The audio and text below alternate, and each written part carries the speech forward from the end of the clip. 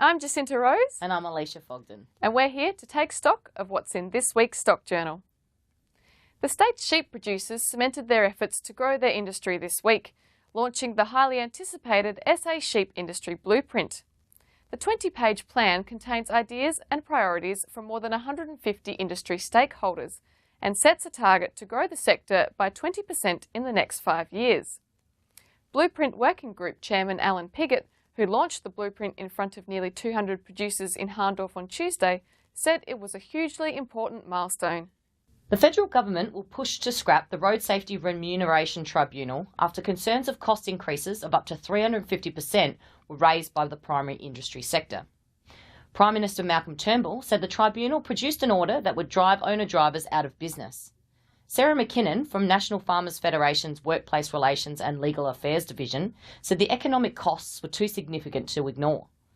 She said with the tribunal's orders in full force and the federal court proceedings to stay the orders exhausted, legislative action was the best way forward.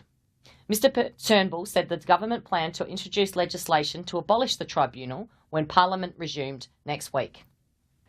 Upper South East farmers are fed up with the huge disparity in state government drought support.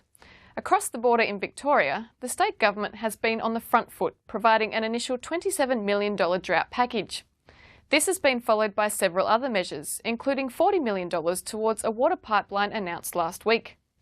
Struggling SA farmers just across the border say our state government has not done enough in the way of drought assistance.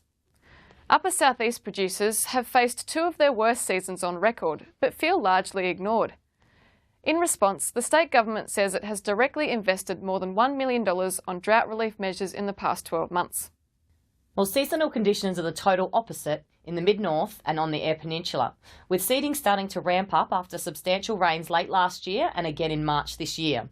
While it's mainly feed going in, some areas and some larger operations have started early on barley, lupins and canola. For others, however, there's still a pass or two with the sprayer before the season gets going. There should be an air of confidence, though, for any considering going in dry, with the Bureau of Meteorology predicting at least average rains for May and a 50% chance of a La Nina event in 2016. So for those stories and more, make sure you grab the latest edition of Stock Journal.